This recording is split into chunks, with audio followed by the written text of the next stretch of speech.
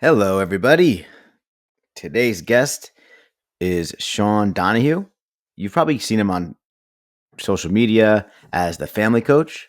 We have a really amazing conversation framed around discussing a brand new movie out on Netflix. It's called That Christmas.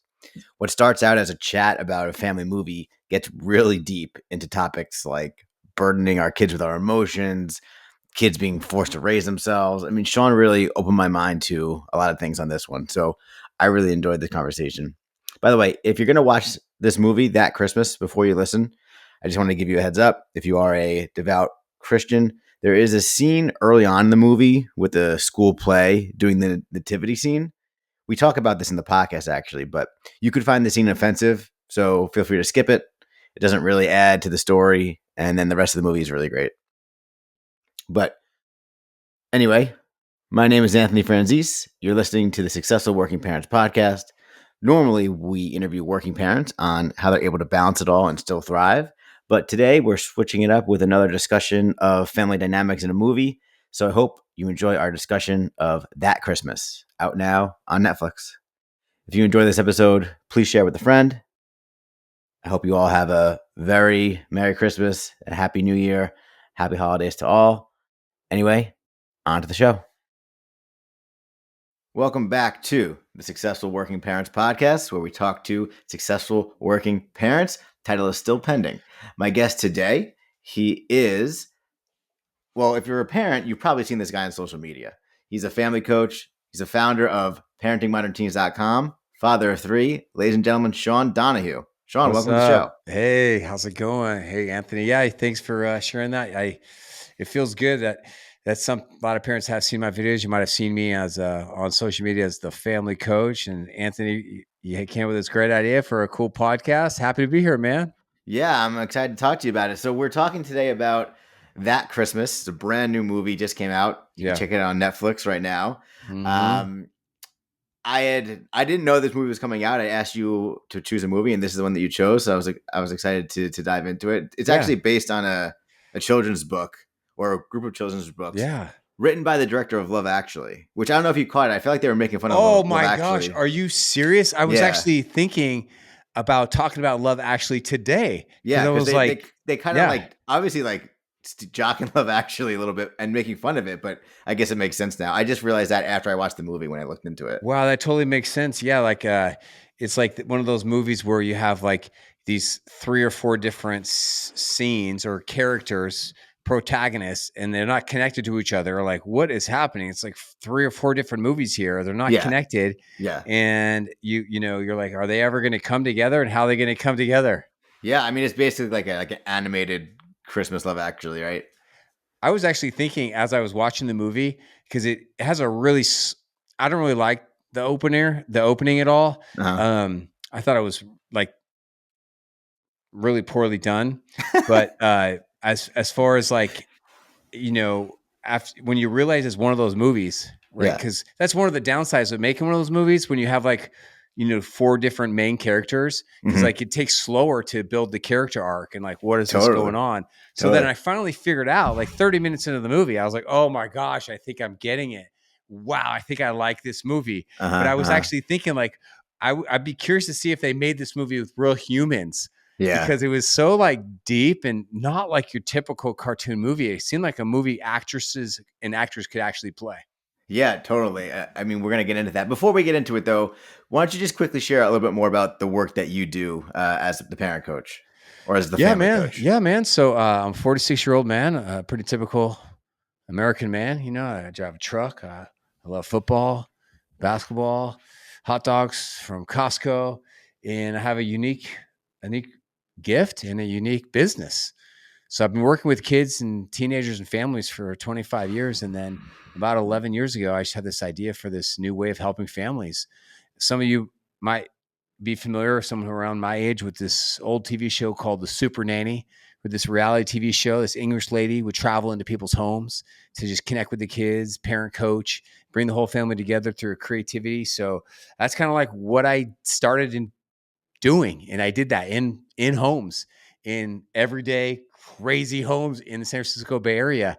And then I had this idea of starting making parenting videos on social media because there's a bunch of women making videos, but there was really none like from a man's point of view or to a man or by a man. I was like, it's Mhm. like being on camera, but I feel like I'm supposed to be doing this as like my calling in life is to help parents. And so I started making parenting videos on social media. And one thing led to another. Now I've got millions of people follow me on social media. I've got a top parenting podcast in the world, clients all around the world. And I feel very honored to be helping so many parents with parenting stuff. Awesome. Well, I'm honored to have you, and I'm honored to hear some of your thoughts on some of the parenting stuff and kid stuff in this Got movie. a So 16-month-old daughter, as what I just found out a couple of minutes that's right. ago. So yeah, That's we got to right. Yes. talk about young fatherhood because I've got my kids are 19, 15, and 8. So they're all a little Wow. spaced out. So I'm like Yeah. an old dad and a young dad at the same time. So yeah, let's talk. Yeah. Yeah. Let's get into it.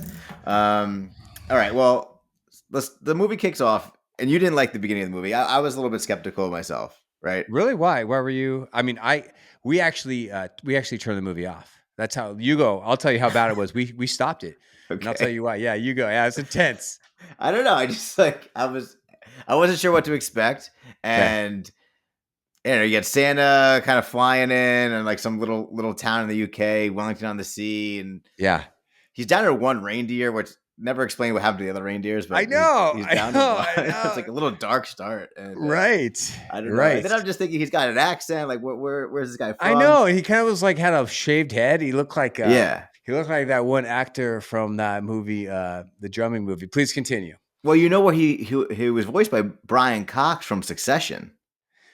We were the whole movie. I was looking at people, the voices, trying to match the voices. Yes. Yeah. Okay. So, did you watch Succession on HBO?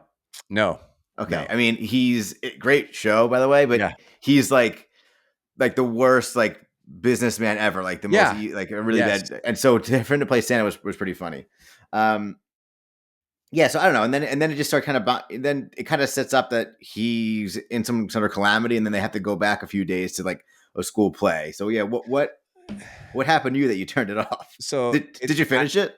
I did. I love the movie. Okay. Love the movie. I actually am surprised that it only has like 3.5 stars on some of these Yeah, it wasn't platforms. super well reviewed. I kind of regretted reading that before I watched it. I did eventually like it as well, but Uh-huh. anyway, continue. Yeah, I chose that movie because I picked it like 2-3 weeks ago because I wanted to do something modern, something I hadn't seen, and there was a lot of buzz around this movie coming out. So people were saying it's like a classic, and I was like, Mhm. okay, this is the movie for me. Like, and I can definitely see how for some people this would be for many people this is a 5-star movie, but I can also see how I think and maybe where families are one of those. It's like a 3.5 star only because of the first 20 minutes, man. Yeah. So I originally planned on talking to you about this movie, which we're going to do. But then after having to turn it off, I'll tell you why. I was like, oh my gosh, I'm going to still do this. But I am I going to have to talk about how sensitive some Christian people are on this podcast instead Hmm. of talking about the movie. So that Uh-huh. is what we can talk about. Uh-huh. Okay, let's hear it. So we're a strong Christian family, Hmm. and we um I don't think we're like that sensitive, Okay. but um as a way of projecting one of the main characters, because there's like 4 of them in the first 5 minutes of the movie, it shows this adorable like middle school girl who's directing a play, a Hmm. Christmas play. You with me so far? Yeah. Good description. Agreed. And Yeah. it shows off in the first few minutes. She says something that many Christians would be pretty offended by. And she says something like, I don't have the direct quote, are you sick and tired of like the same old boring story, Hmm. boring Christmas story where we're going to Yeah. mix it up? So Yeah. we've got the 3 wise women. Yep. We've got, instead of this, we've got this, and Jesus is a cool dude. And it's like, she's saying Jesus, like it's a profanity. And then she goes in, and then later on, there's this little play where it shows, one of the characters,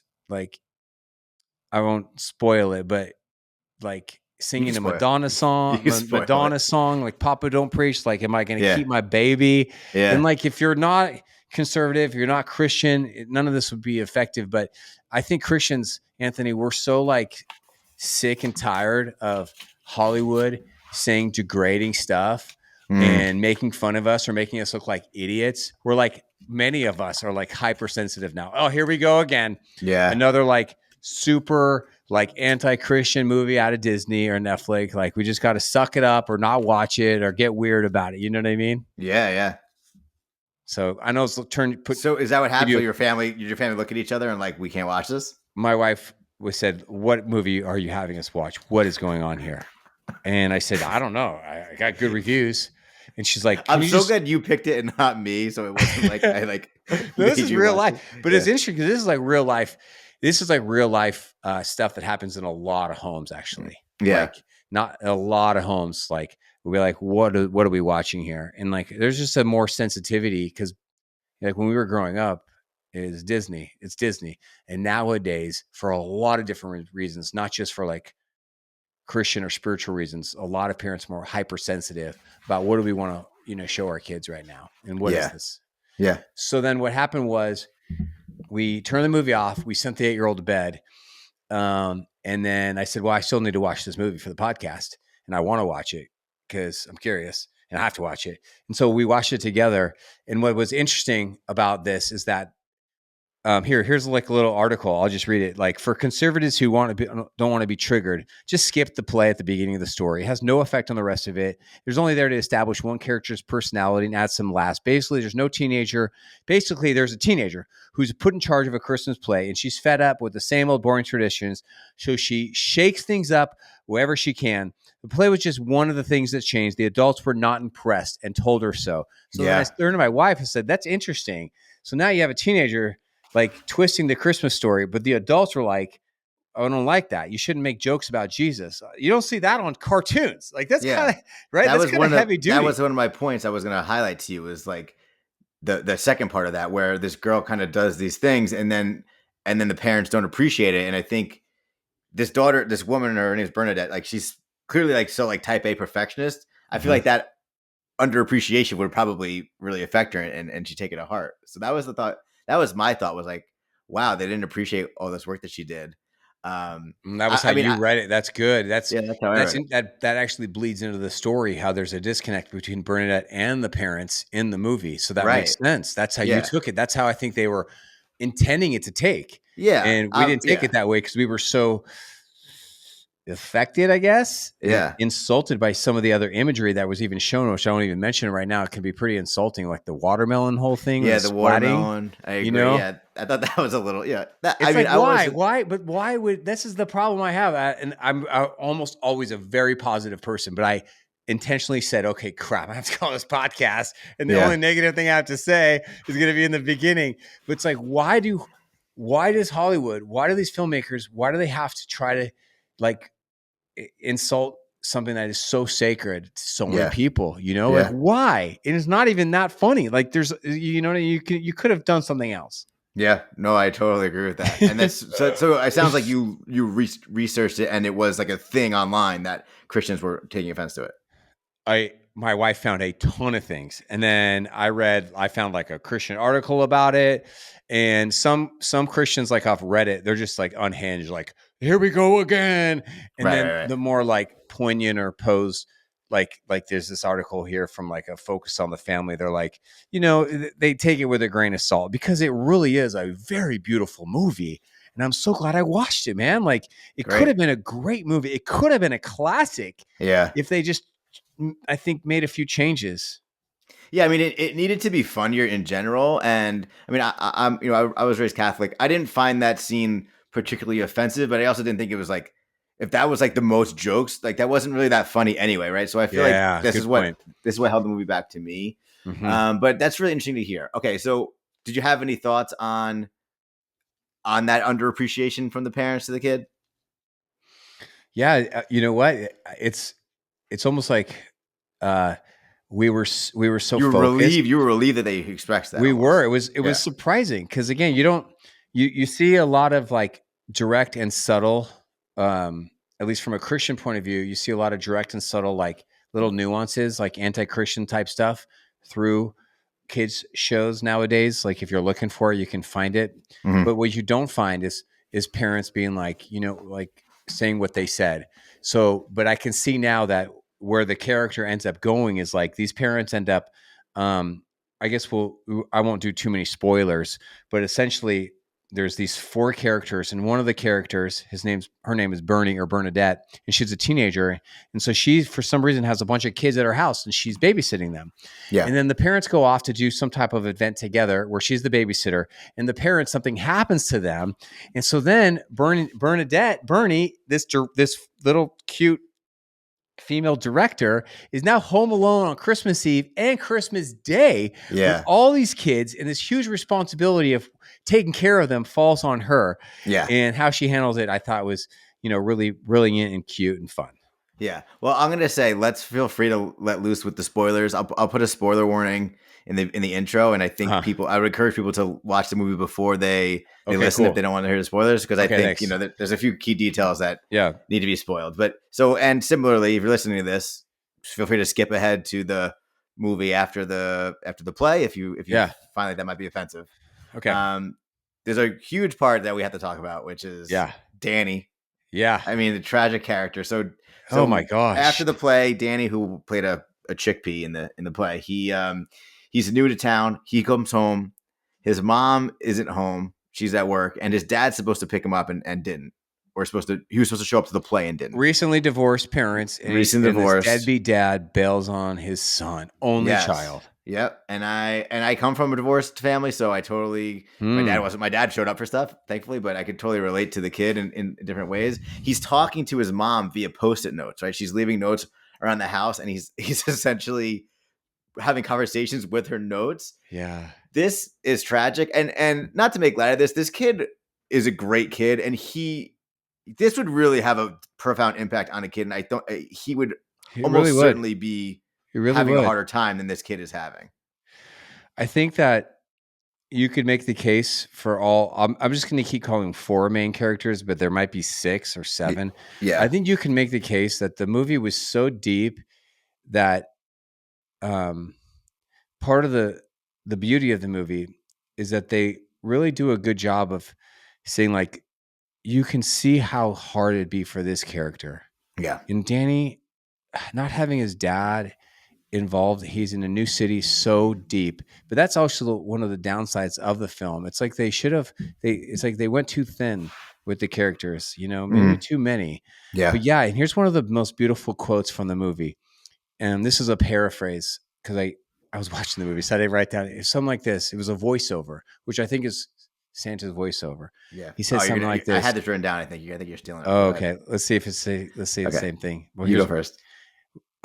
It says something like this: if you feel alone and unloved, on Christmas, it makes all those feelings, all those bad feelings bigger. Something like that. Yeah, yeah. So Christmas is an emotional magnifying glass. Yes, that's right. it. Essentially, if you feel loved, you'll feel more loved, and if you feel alone, you'll feel more alone. I thought that was so poignant and yeah, like pretty deep for a kid's family movie, right? But so true. Mm-hmm. And yeah, this kid is just really going through it. And yeah, I think this is the sort of stuff that just kind of affects you, impacts you now when you're, I don't know how old they are. I don't know if they ever say what grade they're in. They're probably like around like 12, 13, 14. Mm-hmm. And that's the kind of stuff that you just carry with you for life, I mean, yeah, since we're doing spoiler freeze, let's talk about just 2 of the other main characters. All right, so we got Miss Tapper, lives next door, and we learn that she looks like she's a widow. Mm-hmm. She's just a mean, stern woman that doesn't connect with people because she's just so mean and stern. And she's just glancing through this book. And so these 2 hurting people live right next to each other. Yeah. And then Miss Tapper then later tells us in the movie, hey, you think you're going through a hard Christmas? It's harder for your mom. So now we realize none of us even thought about the mom, including Danny. We're like, you're right. We have another hurting person here. So like, you're right. I want to talk to you about that too. Okay. Yeah. Did you feel like that's the right lesson for that young kid to hear? Oh, there was some negative feedback online about that. Really? Okay. Yeah, there was. You read it. Because I agree in theory. Or no, I agree in truth that it probably was just as hard for the mom to be dealing with what she was dealing with. But why are we burdening a 14-year-old with that? Is my take. So here's I'm going to take, I'll go I take the other direction. Okay, great. Please do. So here's what I do in my work a lot. Okay. So first, let me just validate your point. Like he's a boy alone on Christmas. His dad's not there. His mom, I guess, has to work, but she doesn't Seems like work. she's kind of forced to get It to seems like work. she is like lack of boundaries around. She has boundary work issues. Oh, So yeah. she leaves him on Christmas Day. Yeah. And now he's lonely. He's lonely. He has no friends. And now this old lady next door would be like, hey, suck it up, kid. You think you're having a bad day? Think about your mom. It's like, why would you burden a 14-year-old like that? Right. That's a good point, right? Yeah. Let me And take. I'm probably speaking from that kid's point of view, being a kid of divorce myself, right? Yeah. I'll take, I feel strongly that that it's very important to help children and teenagers to see the emotional world around them. Mm. It's very important to not shield them from pain. It's very important to not become a robot to children or to teenagers. It's what they need help. They need our help seeing humanity, seeing that the whole world doesn't revolve around them. They need our help seeing that mom feels sad and dad can feel sad and the world is confusing. And it's actually in those moments where kids really grow, they learn, they mature, and they have then the opportunity of serving and helping and using all the power that they have. One of my most favorite scenes of the movie was seeing this kid who's probably 13. He's driving around by himself on a four-wheel, like what is ATV. Yeah. And he's one of the heroes of the movie because in the real world, the adults would say, no, son, you can't drive this. You can't help out. We got this. But yes, we've got kids now that are a part of solving the problem. And we've got adults asking the kids, we need your help. Let's all work together. Because in a normal Disney movie or Disney sitcom, the adults are idiots. They're doofuses. They're not involved. Yeah. And the kids don't even need the adults because they're the heroes of the story. So yes, are the kids the hero of the story?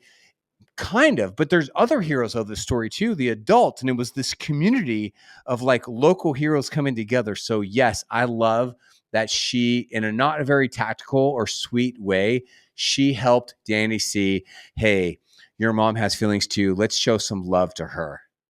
Okay. I like that. I can understand that. And I think to counter my own point, and maybe you'd agree, it would probably be worse if the mom did it herself, right? Like if the kid was kind of sharing what he was feeling and then the mom was saying, hey, Yeah, good point.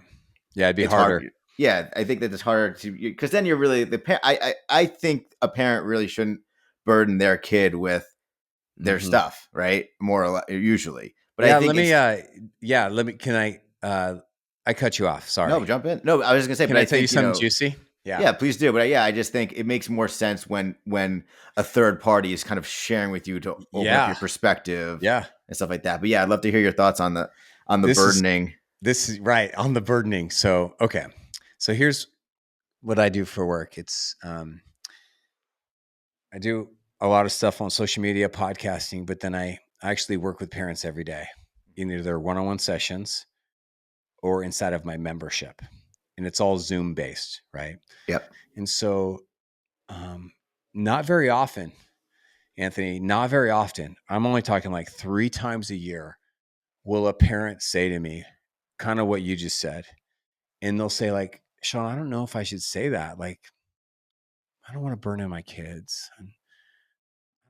If I say that, am I making my kid responsible for my feeling? Am I going to be guilting them or shaming them? Mm. And they'll have this sensitivity, like you're having a sensitivity right now. Yeah.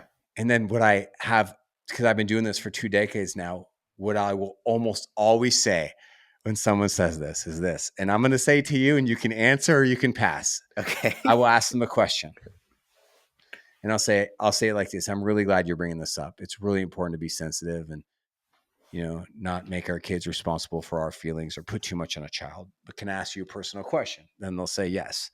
I say, did you have a parent or an adult in your life who maybe was just too much and they made you responsible for their feelings, or they were just like always guilting you or shaming you or just like oversharing, I will then ask that parent that. So do you mind if I ask you that?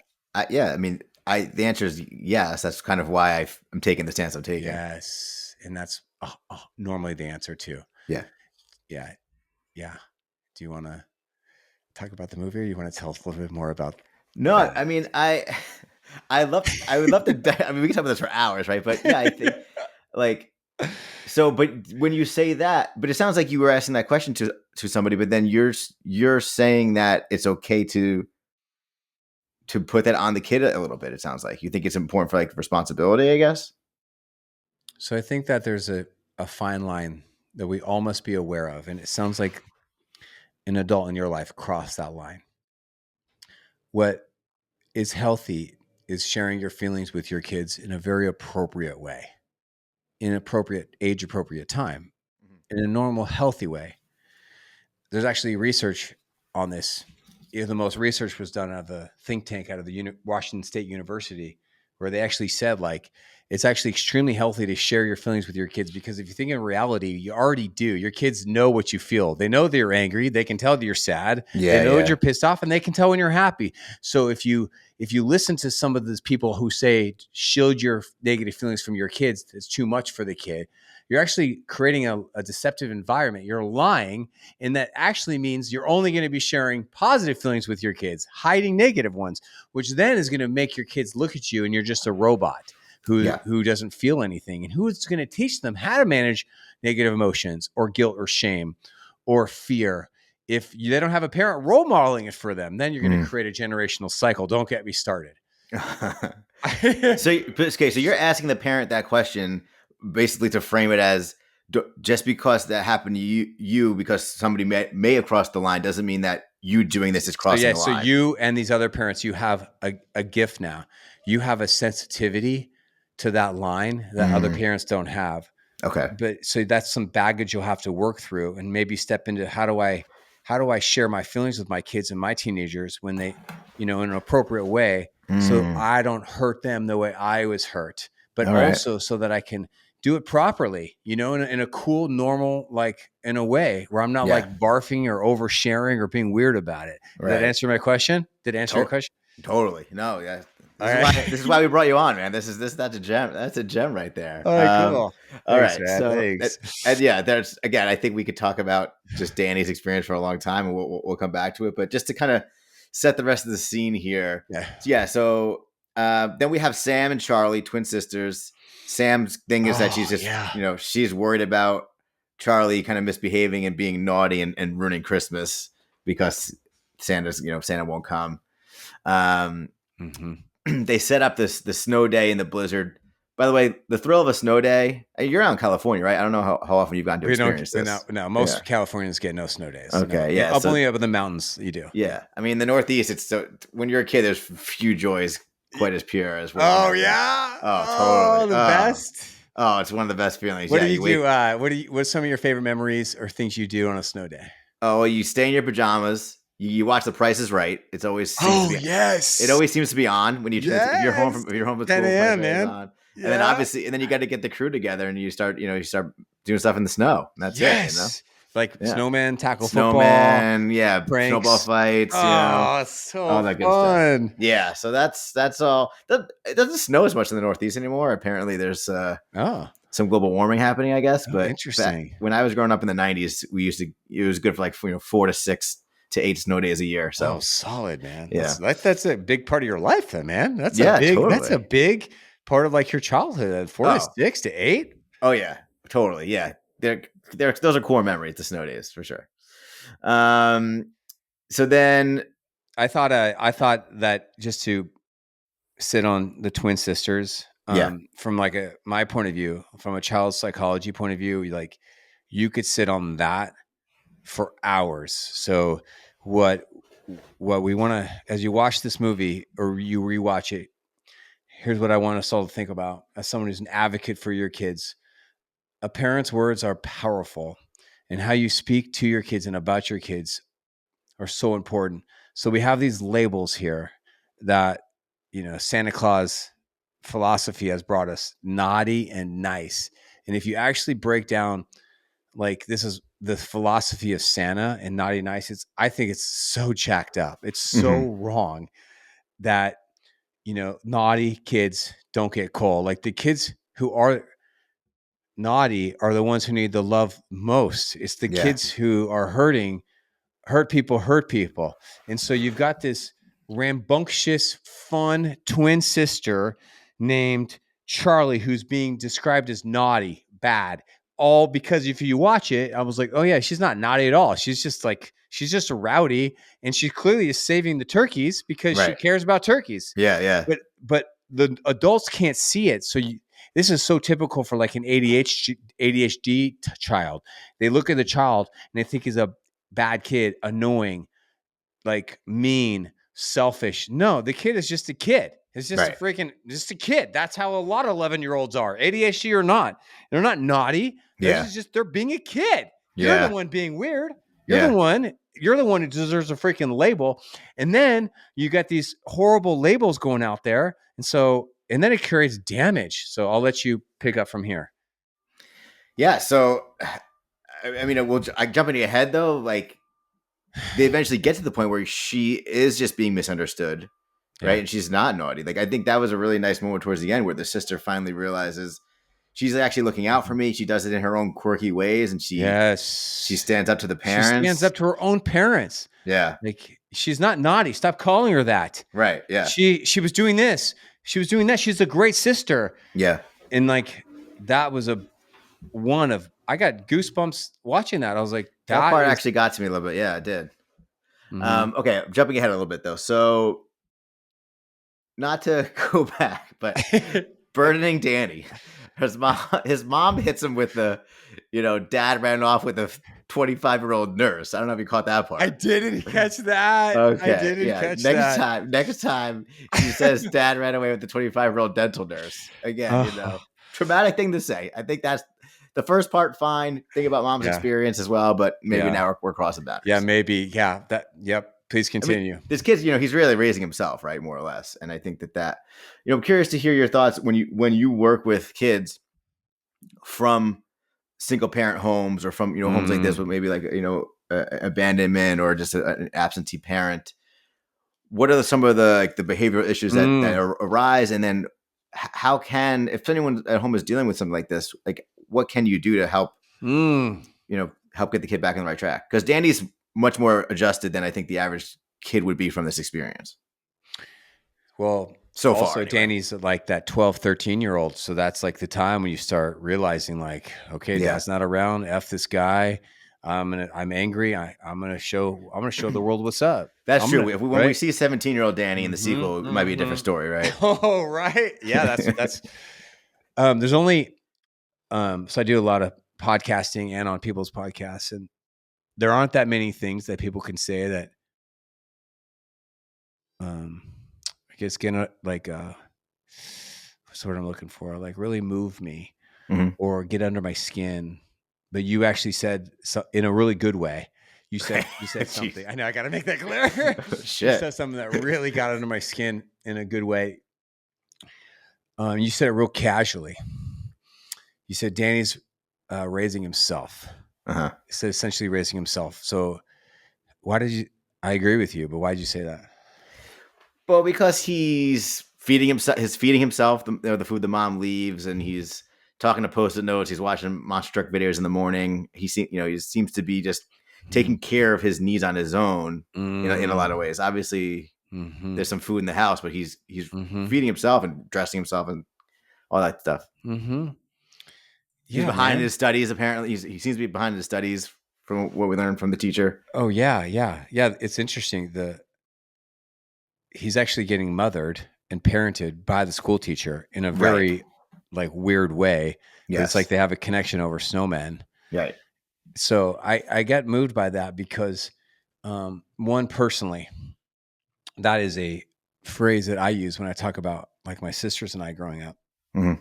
essentially of how we feel like we had to parent ourselves. Yeah. We didn't have our parents divorced when they were 11, and they're fine, lovely people. We love them, Mhm. but you can only use the skills that you have. And we've come to the conclusion our parents just didn't have a lot of good parenting skills or tools, and they didn't get very many from their parents. Right.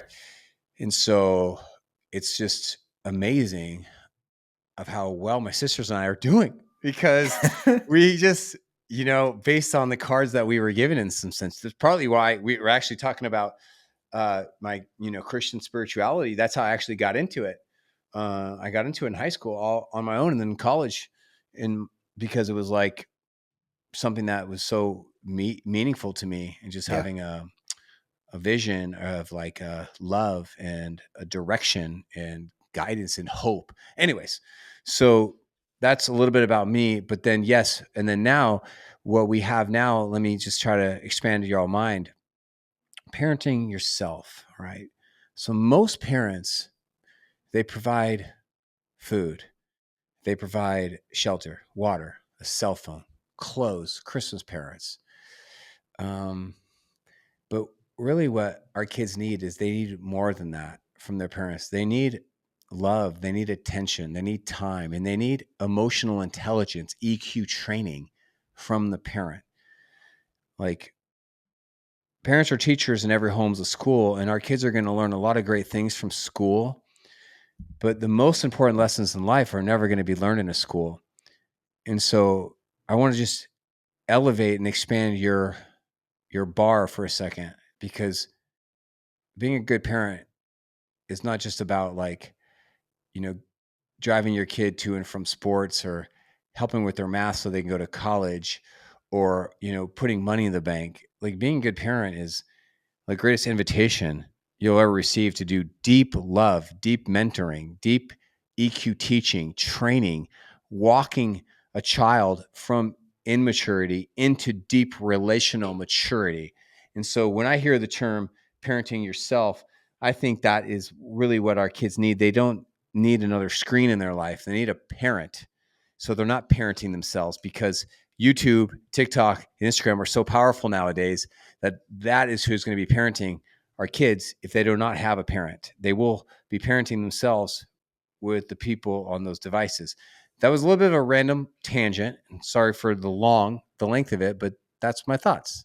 No, I mean, again, I think that this kid is kind of having that experience, and I think to your kind of point earlier, like I think that Yeah. that's going to lead to Yeah. issues down the road. Can you imagine, where would Danny be if he didn't have Miss Tepper in his life, dude? Yeah, Miss Tapper. No, that's yeah, crazy. yeah. If he didn't have someone to play with him and build snowman with him.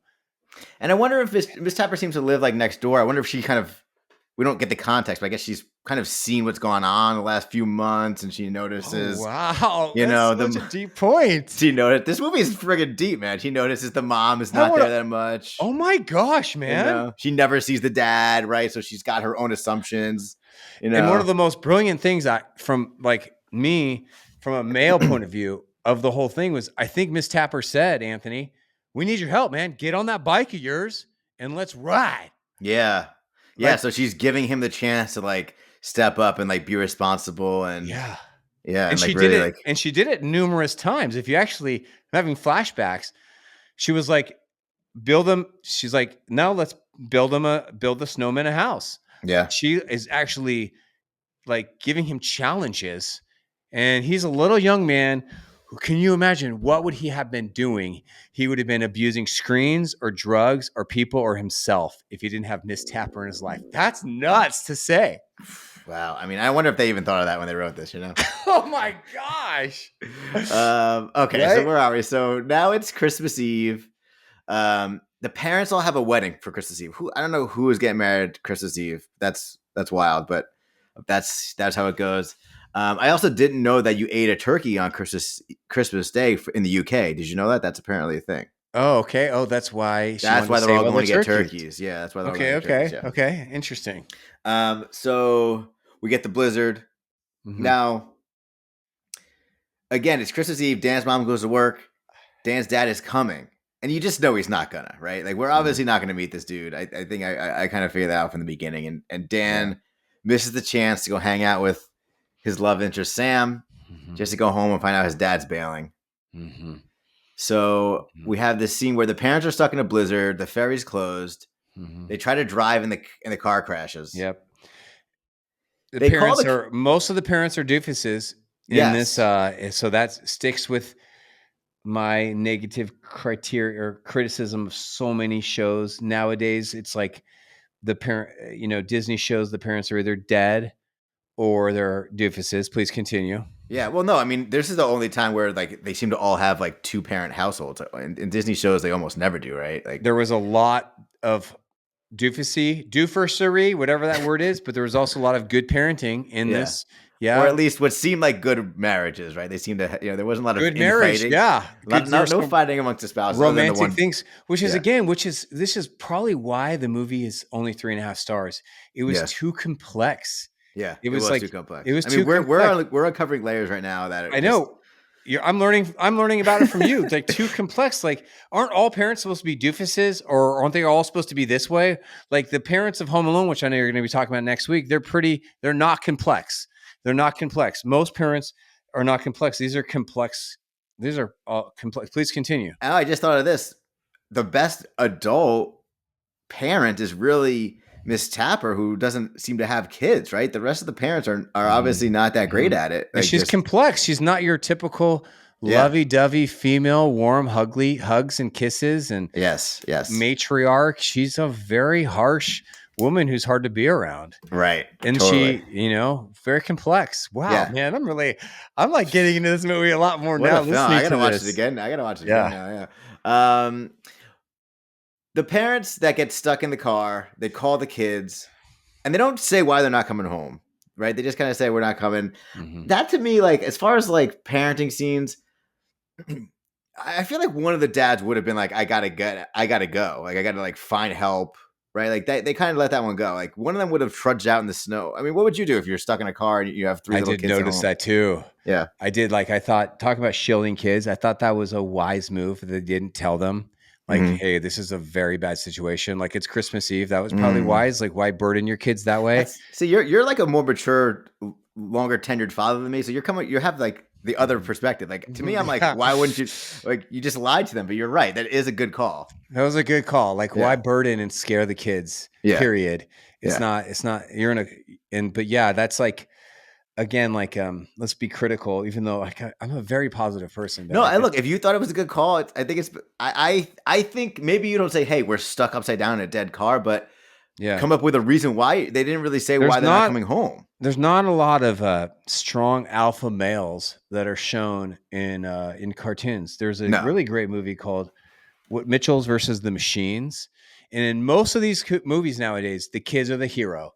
But that was a strong alpha male dad figure, Mr. Mitchell, Yeah. and he was so harsh, his harshness and his strength. But yeah, the men in this are left. I guess they took their clothes off to give their clothes to the women, Yeah. right? Yeah. Yeah. Which is cool, I guess. But Yeah. yeah, like Chivalrous. I believe one of them chivalry, says like, "I hate chivalry" or something like that.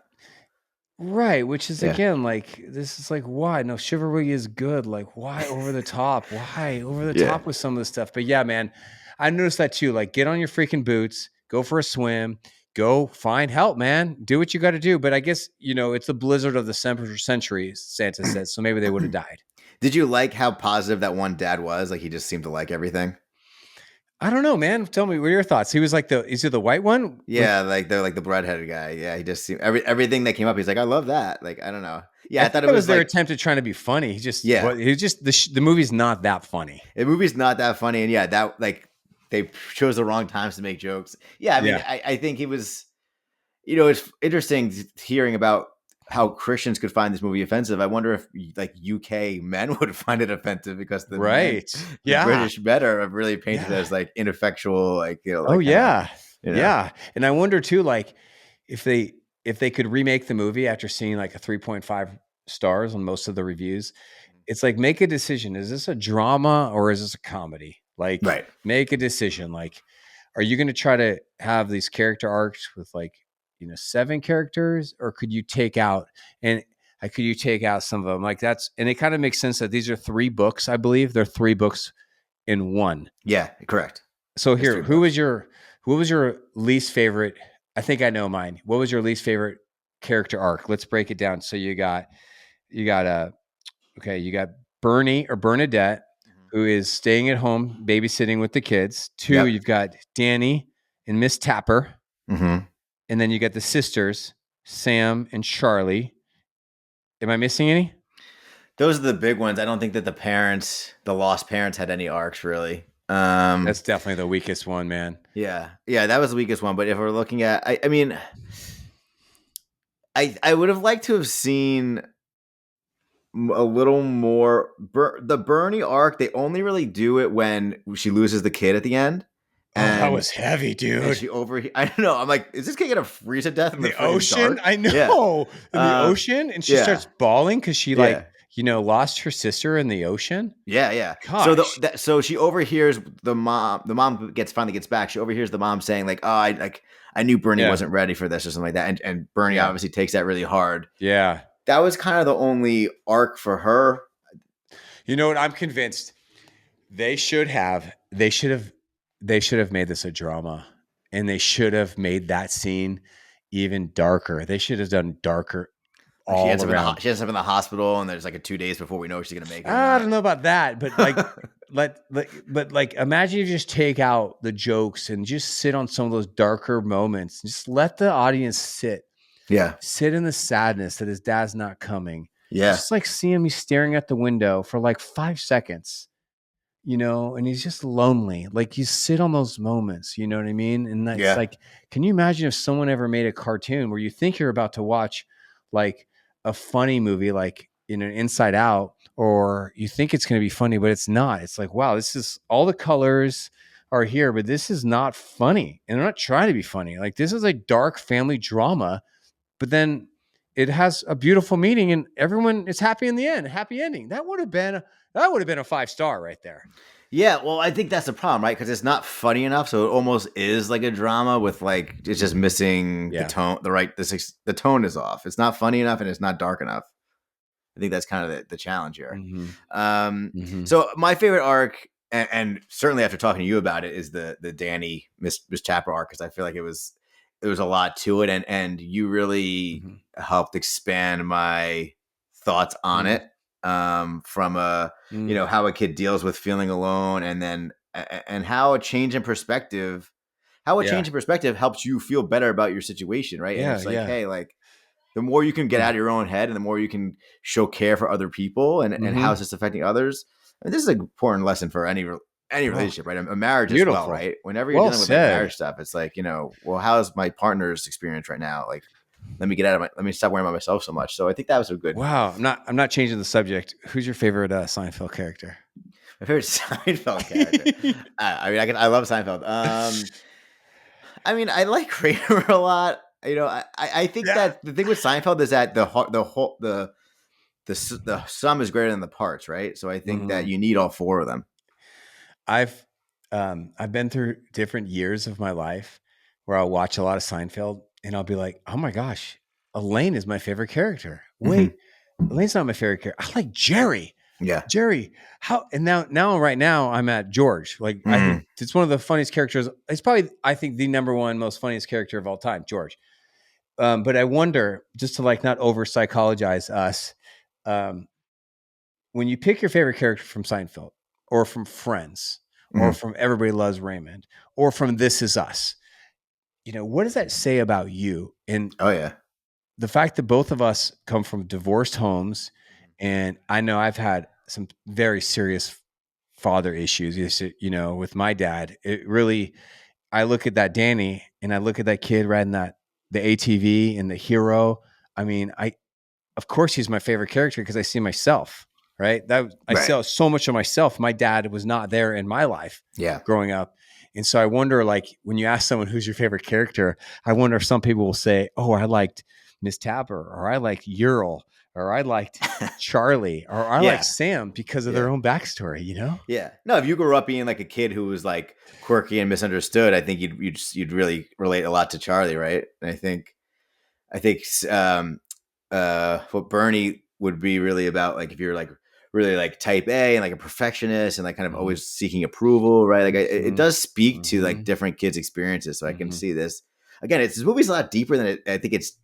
I don't know if it's meaning to be or there's just a lot here to unpack. It really is, man. I'm like really enjoying this conversation, man. I know we're Yeah, coming to the end, but yeah, gosh, it yeah. makes me want to definitely gonna rewatch it. And I've got 2 teenagers, so that's cool. I get to get their opinion. Like I paused it numerous times and I checked in with my wife, who is very uh um she's much more sensitive to life and to people, to things. So I wanted to get ready to talk with you.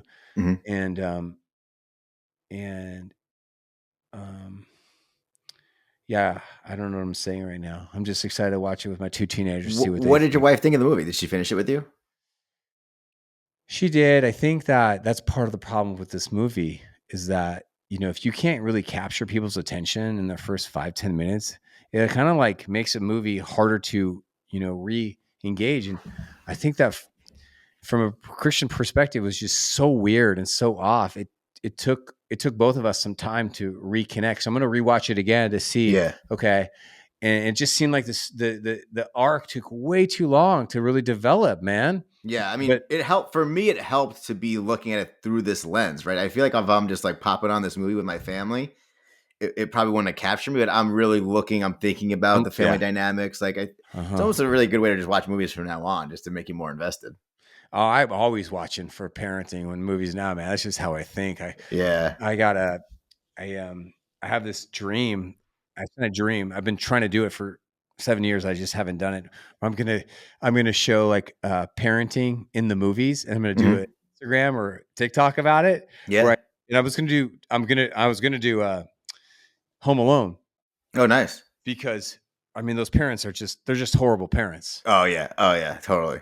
Horrible parents. They're just so detached from their own children. They're so busy. And yeah, they have a good defense. It's a big deal. You're traveling across the country.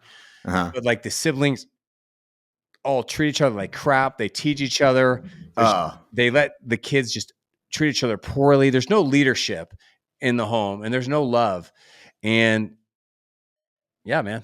But yeah. You got to check out my conversation on it. It's coming out in a couple of days. all right, cool. Cool. All right, let's just kind of wrapping up here. So the parents come home. They find Evie. Bernie, makes up with everybody. Has like kind of their bow tied, right? Like Bernie kind of makes up Yeah. with her mom, and her mom tells her no, like it's okay, as long as Evie's safe, and Mm-hmm. and the twins kind of reconcile with the parents about Mm-hmm. Charlie being misunderstood, and Mm-hmm. we never really get to meet Dan's dad, but I think he comes away with a better appreciation for his mom and a Mm-hmm. new friend in Miss Tapper, Mm-hmm. and it's Mm-hmm. all a nice happy ending. I agree. Overall thoughts on the movie. I thought it was better than a nice happy ending. I thought it was an incredible ending.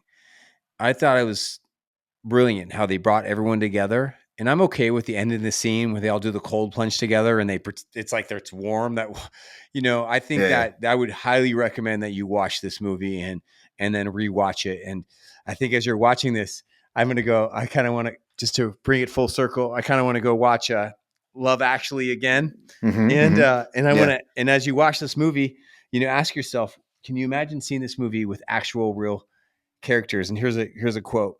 Um, the best Christmases, this is from the movie, are not about Santa, but about being with the ones you love and the local heroes. And just the way that he says that, Santa says that as an over voice. It's a much more beautiful way than I said it. Yeah. It was like, yeah, man, this is a great movie. Like it wasn't about Santa or the presents at all. Like this is a good movie. No, I really enjoyed it. I enjoyed it more than I thought I would, considering the reviews weren't extremely glowing. Mhm. But yeah, I'd recommend it. Definitely a good movie. By the way, did Santa make a mistake? The taglines for this movie were all about like a big mistake Santa made. He didn't do anything wrong, did he? No, it was the He wasn't only really in it that thing much. he He was really kind of, did was like yeah. he maybe tactively. This is He didn't give. misjudged Charlie. Maybe is that what the mistake was? I don't know, man. He's just doing his job. He Yeah. didn't give a kid presents because she was naughty, and Right. then he maybe it was a test. See, they could have explored that some more too, Yeah. right? Oh yeah. They could have brought Santa in as like, no kid is naughty. I see you. No one sees you, but I see you, girl. Like they Right. could have, like the whole, like we have a big problem with even like Santa philosophy, like, I don't know, the whole naughty, nice, Santa, good. I don't know. I'm not into any of that stuff. That could be a whole other podcast Yeah, for sure. yeah. Yeah. All right, Sean. Well, this has been a lot of fun. Where can people go to connect with you, learn more about you, anything you'd like to share or Yeah, man. promote? Thanks. Yeah, the best place to find me is if you have kids, if you want some good support and coaching to level up your parenting, you can find me on social media as the family coach. Or if you want to go deeper, read articles or explore working with me, or enjoy my podcast, The Sean Donohue Show, or you can find me at parentingmodernteens.com. Awesome. Well, again, check out that Christmas if you haven't seen it yet. Sean Donohue, ladies and gentlemen. Sean, thank you so much. Thanks, man. Good times.